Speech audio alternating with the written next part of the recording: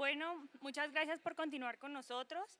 Pasamos ahora a la conferencia de la doctora Beatriz Molinares, Urgencias Abdominales No Traumáticas. La doctora Beatriz Molinares es radióloga de la UPTU, de la HPTU, especialista en imagen corporal, coordinadora del posgrado de radiología de la Universidad CES.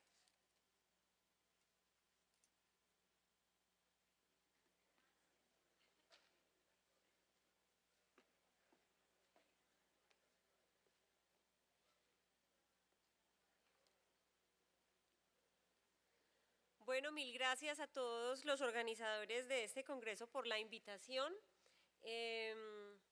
HPTU significa Hospital Pablo Tobón Uribe, perdón. Bueno, este tema me parece fundamental en un congreso de médicos generales, las urgencias abdominales no traumáticas, y básicamente yo me voy a referir en estos 45 minutos al abdomen agudo, porque el dolor abdominal en general es demasiado amplio y podemos encontrar pacientes que ingresan con diarrea o un cuadro de disentería. Yo no me voy a referir a esto, me voy a referir exactamente al abdomen agudo. El objetivo general de mi charla es que el médico general entienda cuál es el verdadero papel de los métodos de imagen al enfrentarse a los pacientes con abdomen agudo y sepa cuál es el método indicado en determinado cuadro clínico. Los métodos de imágenes son variados y van a tener un mejor desempeño si la indicación clínica es la correcta. Por el contrario, si realizamos un estudio de imagen que no es el pertinente en un paciente, podemos, por el contrario, retrasar el diagnóstico de este paciente y en el caso de abdomen agudo podemos aumentar la morbimortalidad. Entonces, el contenido de la charla son unas generalidades iniciales. Luego vamos a discutir el papel de los métodos de imagen y luego me voy a centrar en casos clínicos. Vamos a discutir casos clínicos radiológicos y quiero que ustedes se hagan la idea de que son los médicos de planta de un hospital y que van a tomar la decisión de cuál es el método de imagen que van a ordenar para aclarar el diagnóstico. Y por último, unas conclusiones y recomendaciones. No me voy a referir al abdomen agudo del neonato, que es otro tema muy amplio, muy distinto, que amerita pues otra charla, ni a la patología ginecológica. El dolor abdominal es una causa muy frecuente de consulta en el servicio de urgencias, del 5 al 20%, dependiendo del hospital que estemos evaluando, van a ser consultas por dolor abdominal. Y no todos los pacientes que lleguen con dolor abdominal van a requerir un estudio de imagen. El abdomen agudo no siempre es quirúrgico, a pesar de que el paciente esté muy delicado. El ejemplo claro es un paciente con diverticulitis aguda, que puede tener un dolor abdominal intenso, el abdomen estar muy defendido, con signos de irritación peritoneal, pero no necesariamente va a ser quirúrgico. Puede que requiera un tratamiento médico o un tratamiento de drenajes o procedimientos guiados por tomografía. Y hay algunos pacientes que no tienen un cuadro establecido de dolor abdominal agudo, de un abdomen agudo claro, pero sí son quirúrgicos. El ejemplo es un paciente con apendicitis aguda. Puede llegar en un estado inicial, un dolor abdominal muy leve, pero si ya tenemos un diagnóstico de apendicitis aguda, este paciente va a requerir cirugía. Por eso son importantes los métodos de imagen, porque miren, es un tema bastante difícil. Las causas son múltiples. Yo voy a discutir y los casos que vamos a ver hoy específicamente se refieren a estas patologías que son las más comunes: apendicitis aguda, colecistitis aguda, obstrucción intestinal, diverticulitis, pancreatitis aguda e isquemia intestinal. Pero resulta que lo más importante antes de elegir un método de imagen es la evaluación clínica, porque no todas estas enfermedades se van a diagnosticar con el mismo método de imagen. Entonces, lo primero es la evaluación clínica. ¿Qué hacemos primero? Un buen examen físico, un buen interrogatorio, y elegimos unos métodos de laboratorio, unas pruebas de laboratorio que nos ayuden a conformar una sospecha diagnóstica clara. Es importante en esta etapa tener un poquito de paciencia para esperar las pruebas de laboratorio. Es común que pedimos todo simultáneamente, o sea, hacemos impresión diagnóstica, diverticulitis, y pedimos citoquímico de orina, hemograma, y estamos haciendo una tomografía, y cuando estamos haciendo la tomografía vemos que el paciente tenía una infección urinaria. Hay que darle un poco de tiempo a esperar las pruebas de laboratorio para poder ordenar los métodos de imagen. ¿Qué métodos tenemos? Básicamente me voy a referir a la radiografía, el ultrasonido y la tomografía, que son los más utilizados en este caso. Empecemos por el ultrasonido. Es un método disponible, tiene muchísimas ventajas porque está en casi todos los hospitales, es de bajo costo, no tiene radiación, es portátil, lo podemos hacer en el servicio de urgencias, en la unidad de cuidado intensivo y tiene algunas limitaciones, específicamente los pacientes obesos. Es operador dependiente, o sea que requiere algo de experiencia para hacer un buen diagnóstico y evalúa de manera limitada el retroperitoneo.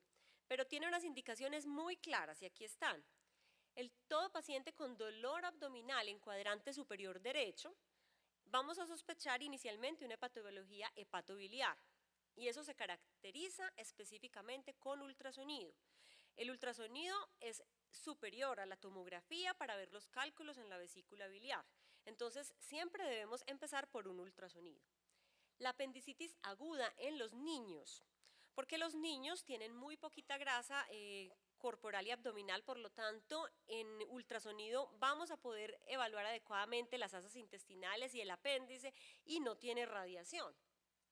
Y en la patología ginecológica. Entonces, cuando tengamos estas 4 posibilidades, vamos a ordenar un ultrasonido. La tomografía es el examen de excelencia en abdomen agudo, porque es un examen rápido, disponible y vamos a evaluar múltiples estructuras en un solo paso. En un solo estudio vamos a evaluar órganos sólidos, asas intestinales, estructuras vasculares, el retroperitoneo, la pared abdominal. Tiene algunas desventajas que son la radiación ionizante y que se necesita medio de contraste venoso en la mayoría de los casos. Y esto es una gran preocupación en la literatura radiológica, específicamente la radiación preocupa mucho. Sin embargo, cuando hablamos de abdomen agudo, estamos hablando de una patología urgente y puntual.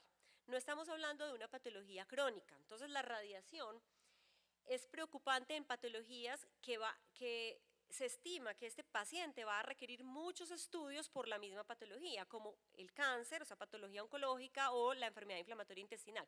Pero en el caso de abdomen agudo hay que sopesar el riesgo-beneficio. Y lo mismo ocurre con el medio de contraste. Entonces, las indicaciones de la tomografía son muchas. Apendicitis aguda, especialmente en pacientes adultos que tengan pues un índice de masa corporal alto. En la obstrucción intestinal, diverticulitis, colecistitis complicada, o sea, cuando ya la evaluamos por ultrasonido, pero queremos valorar esa una complicación, la pancreatitis, isquemia intestinal, úlcera perforada y cólico renal. La radiografía convencional tiene 2 indicaciones básicas en abdomen agudo: ver perforación de víscera hueca y determinar si hay obstrucción intestinal. Entonces utilizamos la radiografía de tórax en posición vertical para mirar si hay neumoperitoneo, que esto nos ayuda a pensar que hay una perforación de víscera hueca. Una radiografía de abdomen vertical para ver los niveles hidroaéreos y establecer si el paciente tiene una obstrucción intestinal. Y una radiografía de abdomen con rayo horizontal para cualquiera de las 2 posibilidades, sea neumoperitoneo o niveles en los pacientes que no pueden ponerse de pie. Aquí tenemos el ejemplo claro cómo se ve un neumoperitoneo. Esto es una radiografía convencional de tórax en vertical donde vemos aire por debajo de los hemidiafragmas. Estas son las asas intestinales del hipocondrio izquierdo que corresponden a la cámara gástrica y al ángulo esplénico del colon con aire en su interior, pero vemos aire por fuera de las asas intestinales y por debajo del diafragma. Esto es un neumoperitoneo. Pero tenemos la posibilidad, si el paciente no logra ponerse de pie, realizar una proyección en decúbito supino con rayo horizontal o acostando al paciente de lado con el rayo de frente. Sin embargo, la tomografía tiene mayor sensibilidad, entonces si persiste la sospecha clínica de una perforación de víscera hueca, podemos realizar, o el paso siguiente es realizar una tomografía. Vamos a empezar con los casos y yo quiero que ustedes se imaginen que son los médicos de planta de un hospital donde tenemos todas estas herramientas diagnósticas y ustedes y es la realidad, el médico de planta es quien recibe el paciente, hace el enfoque clínico inicial y decide cuál es la sospecha clínica y qué método diagnóstico va a ser de utilidad. Primer caso, Este es un paciente de 20 años, previamente sano, que consulta por 15 horas de evolución de dolor abdominal en la fosa ilíaca derecha, tiene vómito, leucocitosis, neutrofilia, Blomberg positivo. ¿Cuál método de imagen creen ustedes que se necesita? Método de imagen, ninguno, muy bien, porque la clínica es lo más importante. Este paciente tenía un cuadro muy claro de apendicitis aguda. Entonces aquí para recordar que no todos los pacientes van a requerir un método de imagen. El tratamiento es quirúrgico. Esta es una niña de 8 años que consultó al hospital por dolor abdominal, abdomen inferior de 24 horas de evolución. Llegó con vómito, malestar general, diarrea. Los reactantes de fase aguda están elevados y tiene un dolor a la palpación en el abdomen inferior. ¿Cuál método de imagen creen que puede ser de utilidad? Entonces, como dijimos, el ultrasonido. El ultrasonido es ideal en los pacientes pediátricos y en pacientes adultos jóvenes muy delgados. ¿Qué se encontró en esta paciente? Estos son casos reales.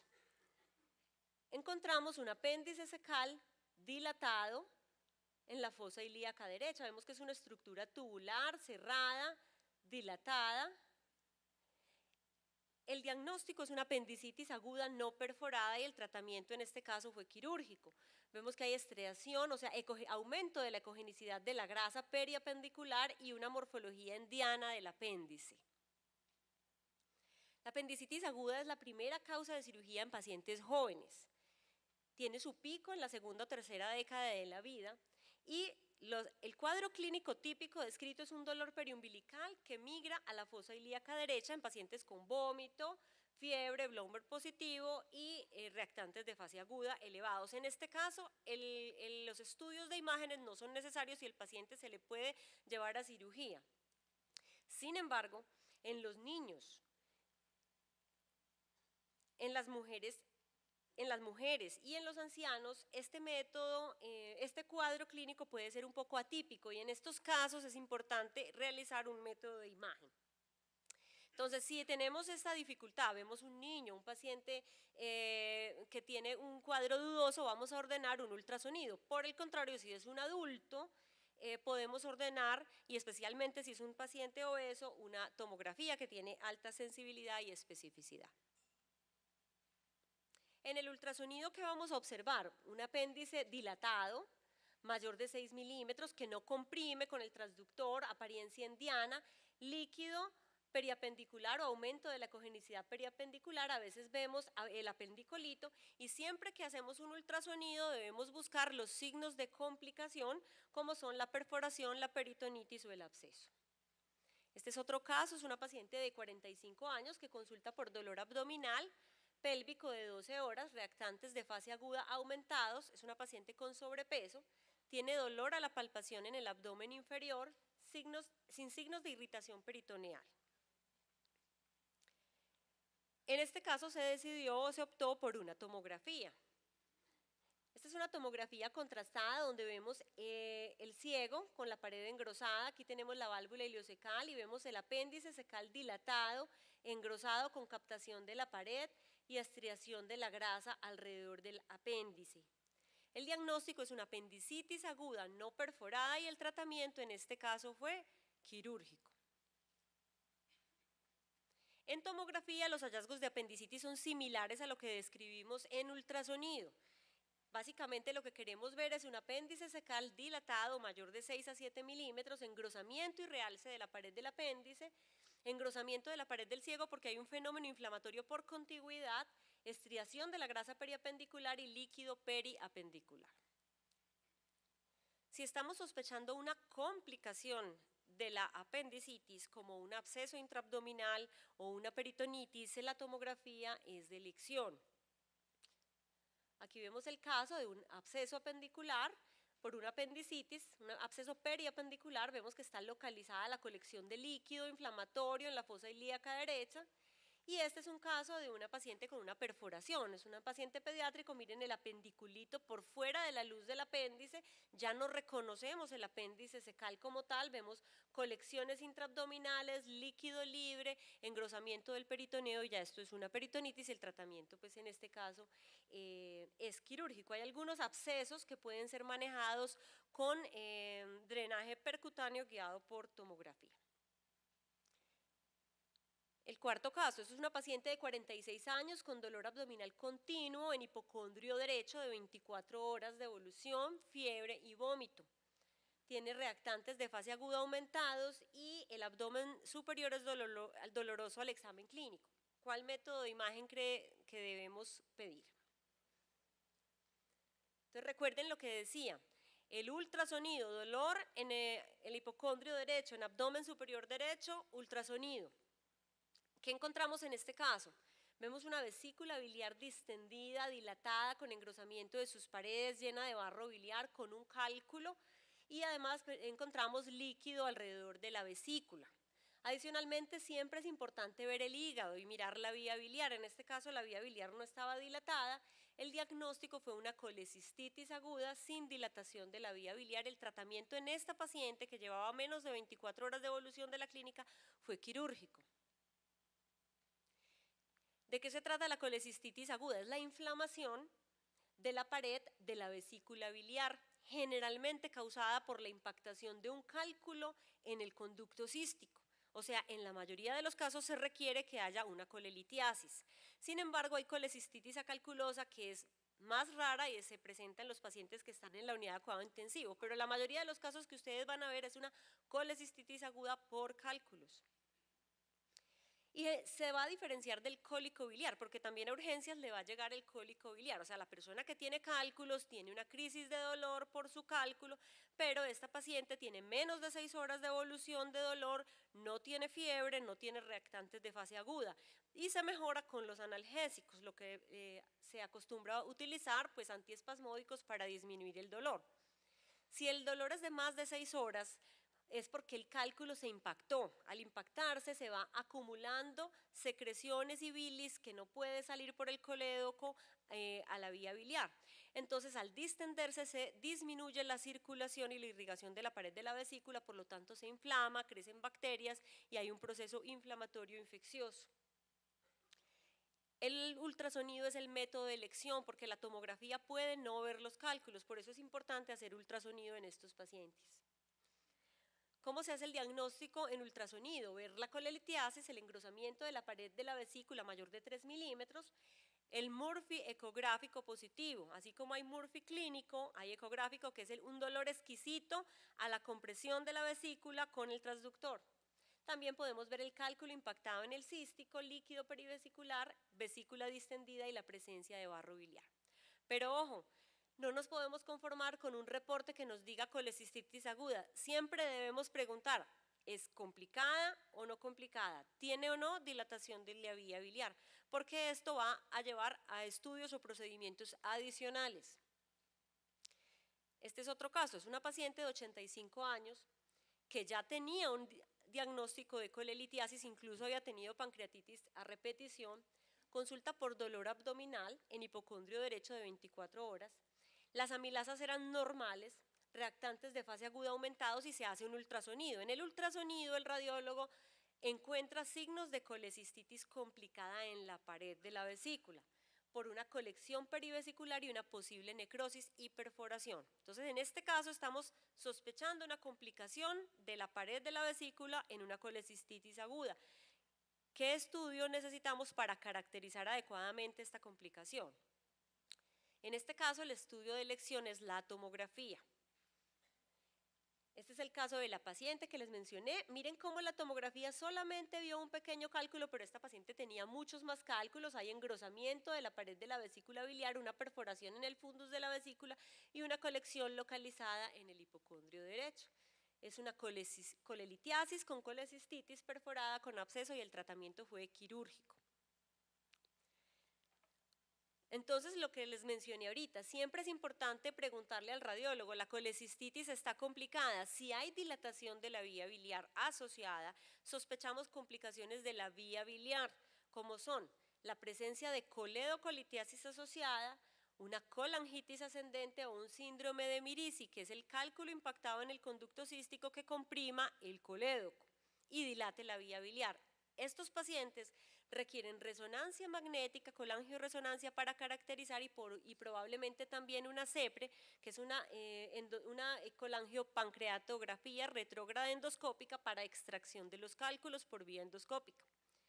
Pero si la complicación es de la pared de la vesícula biliar, o sea que está perforada, gangrenada o exista un absceso, el estudio de elección es la tomografía para caracterizar y guiar el manejo. Estos son los dos tipos de complicaciones. Vemos una colecistitis con dilatación de la vía biliar intrahepática por la presencia de cálculos en el colédoco que fueron caracterizados adecuadamente en resonancia magnética y fueron tratados con extracción por vía endoscópica. Y este es el caso de una colecistitis que se complicó pero en la pared por necrosis y perforación de la pared que se caracteriza adecuadamente por tomografía. Siguiente caso, una paciente de 33 años que tiene un antecedente de bypass gástrico. Consulta por vómito en múltiples episodios, distensión y dolor abdominal. El hemograma es normal, tiene un abdomen francamente distendido y un peristaltismo disminuido. ¿Cuál método de imagen consideran que debemos pedir? En este caso, pues el médico obviamente con este cuadro clínico piensa en un cuadro obstructivo intestinal. Entonces empezar con una radiografía de abdomen vertical no es descabellado. Yo creo que se puede haber empezado así. Sin embargo, esta paciente tenía un antecedente importante que es el antecedente de un bypass gástrico. El bypass gástrico hace que los pacientes en esta cirugía tengan mayor incidencia de una patología que se llama hernia interna. Entonces se decidió iniciar de una vez con una tomografía. En esta tomografía lo que tenía esta paciente era una gran dilatación de asas intestinales que comprometía el estómago, duodeno, yeyuno e ilion, con un punto de transición en el ilion a nivel de la pelvis. El colon, que es este, estaba normal, pues estaba colapsado, o sea que es una obstrucción completa en el ilion. ¿Qué hacemos inmediatamente? Buscar en el punto de la obstrucción si vemos alguna masa, absceso o algo que esté causando esta obstrucción. Cuando no encontramos nada, como en este caso, generalmente hacemos el diagnóstico de una obstrucción intestinal por bridas o adherencias y es de manejo médico. Esta paciente fue manejada con sonda y el tratamiento pues médico. La obstrucción intestinal es la tercera causa de abdomen agudo luego de apendicitis y colecistitis. ¿Qué es lo que ocurre? El aire y las secreciones intestinales no pueden pasar adecuadamente por causas que pueden ser mecánicas, cuando hay una lesión focal de la pared intestinal o una lesión extrínseca a la pared que lo comprime y lo tapa, o por una pseudooclusión o parálisis intestinal, que es el ilios intestinal. El objetivo de los métodos de imagen es identificar el nivel y la causa de la obstrucción. La radiografía en general es el estudio inicial. Se toma una radiografía de abdomen en posición vertical o en decúbito con rayo horizontal si el paciente no puede ponerse de pie y tiene una sensibilidad hasta del 79% con una especificidad del 57% para detectar obstrucción intestinal. Básicamente esto es lo que ustedes deben ver porque esta radiografía la evalúa generalmente el médico general inicialmente. Vamos a tratar de clasificar esa obstrucción en obstrucción alta o del intestino delgado o del colon. ¿Y cómo hacemos esa clasificación? Aprendiendo a diferenciar cómo se ven las asas. El estómago es un órgano, una asa muy grande, miren que es totalmente grande, cuando está muy dilatado por obstrucción no se ven sus pliegues, se ve completamente liso. Este es el caso de una paciente con obstrucción duodenal por una pinza mesentérica. Este es el segundo caso de una paciente con obstrucción intestinal en intestino delgado. Miren que aquí solamente estamos viendo dilatadas las asas de intestino delgado. ¿Y cómo sabemos que son de intestino delgado? Porque vemos las válvulas conniventes, que son estas rayitas densas que atraviesan de un lado al otro de la pared. Esas son las válvulas conniventes. Y en este otro caso es una paciente con obstrucción del colon, porque vemos intestino delgado, pero también vemos un asa muy grande que tiene unas parecidas a las válvulas conniventes, como son estas rayitas, pero miren que son más separadas unas de otras y no cruzan completamente de un lado a otro, como esta que se queda aquí pequeñita. Esas son las austras. Entonces, si vemos una asa que está dilatada y tiene austras, es el colon. Entonces, esta es una obstrucción del colon. Y eso es lo que tenemos que aprender a diferenciar. La tomografía es súper indicada en obstrucción intestinal. ¿Por qué? Porque hasta el 30% de las radiografías pueden no ser diagnósticas y adicionalmente la tomografía va a evaluar la causa de la obstrucción y va a evaluar las complicaciones de la obstrucción como son la estrangulación o sufrimiento de asa. Entonces, la causa más frecuente de obstrucción, ¿cuál es? Es el ileus. El ileus es una pseudoobstrucción, o sea, una parálisis intestinal. No hay punto de transición, está dilatado desde el estómago hasta el recto. Sigue la obstrucción de intestino delgado, que la más frecuente es por adherencias, pacientes relativamente jóvenes con antecedente quirúrgico, pero cualquier cosa puede causar obstrucción intestinal. En el intestino delgado también hay hernias y cáncer.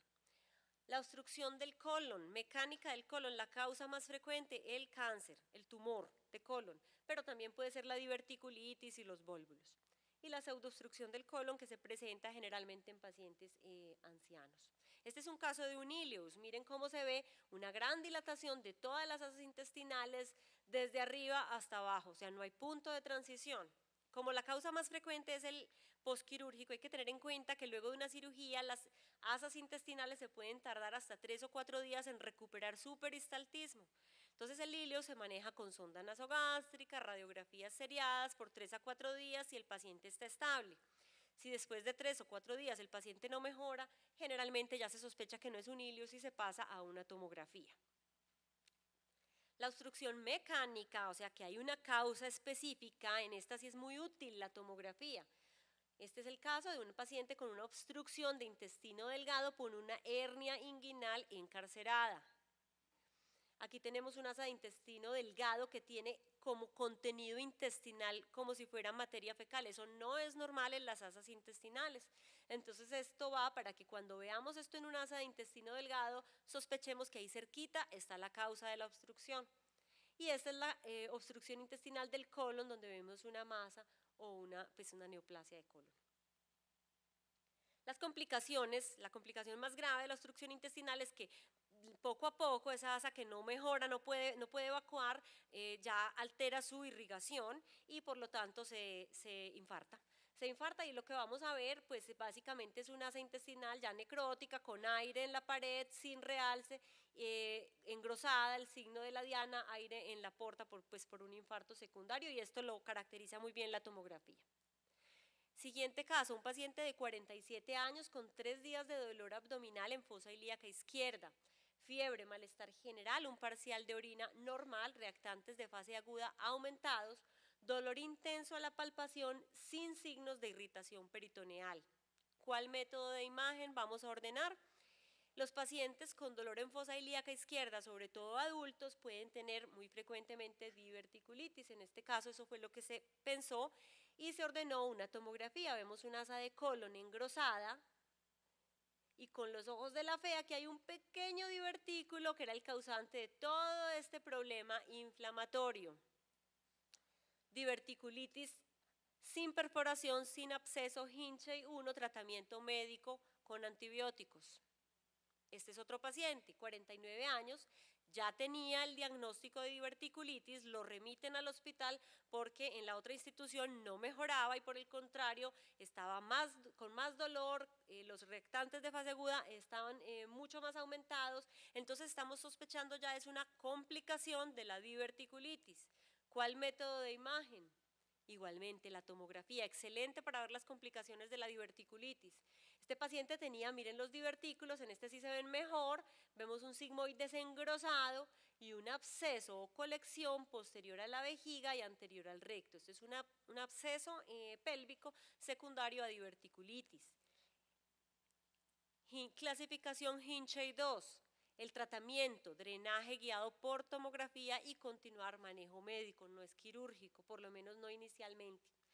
¿De qué se trata la diverticulosis colónica? Son falsos divertículos o herniaciones de la mucosa del colon y se cree que es por aumento de la presión constante intraluminal y por eso se asocia a pacientes que tienen constipación crónica. Pero hay otras patologías que tienen aumentada la incidencia de divertículos en el colon y todo el mundo puede tener divertículos. A los 40 años hasta el 5 o 10% de la gente tiene divertículos en el colon y a los 80 años el 80%. Eso no significa que van a estar inflamados, los divertículos van a ser asintomáticos hasta que no se inflamen. La mayoría se van a presentar en el sigmoides, pero pueden presentarse en cualquier parte del colon. Se vuelven sintomáticos cuando ese divertículo se obstruye, se inflama, se infecta y hay microperforación.